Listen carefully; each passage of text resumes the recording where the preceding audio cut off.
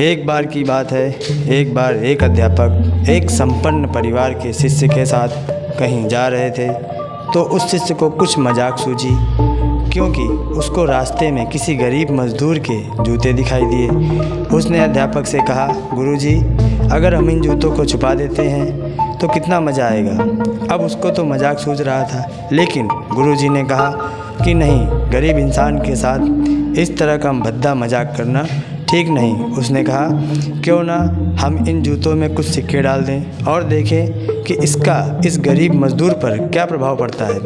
उन्होंने ऐसा ही किया। जैसे ही मज़दूर अपना काम करके लौटा और उसने एक पाँव अपने जूतों में डाला तो उसको कुछ कठोर सा महसूस हुआ। उसने अंदर हाथ डाला तो उसके कुछ सिक्के दिखाई दिए। वह थोड़ा आश्चर्य में पड़ गया। आसपास किसी को देखा तो कोई भी दिखाई नहीं दिया।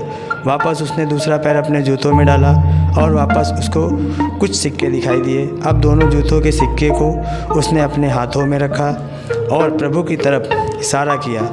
प्रभु, पता नहीं किस भले मानुस ने ये सिक्के मेरे जूतों में छुपाए हैं, लेकिन जिसने भी छुपाए हैं उसको मेरी दुआ है ताकि इन पैसों से वह अपने बच्चों और पत्नी के लिए कुछ खाना और दवाइयाँ ला सकूँगा।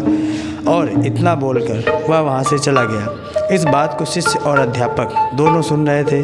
अब अध्यापक ने शिष्य से पूछा कि अब तुम मुझे बताओ कि तुम्हें कैसा महसूस हुआ, तुम्हारी पहले वाली मजाक या मेरा या तरीका। उसने कहा, गुरुजी, मैं आपसे क्षमा चाहता हूँ। अब मुझे समझ आ गया है कि सच्ची खुशी किस चीज़ में है। जब हम किसी की मजाक उड़ाते हैं तो हमें कुछ पल का आनंद मिलता है, लेकिन इससे हमें बहुत बद्दुआ मिलती है। अगर हम किसी की मुश्किल परिस्थिति में मदद करते हैं और जिसकी भी हम मदद करते हैं उसको भी नहीं पता कि हमने उसकी मदद की है, लेकिन अंदर ही अंदर हमें पता है कि हमने उस इंसान की मदद की है। यही सच्ची खुशी है। जब हम दूसरों को खुशी देते हैं तो हमें सच्ची खुशी मिलती है।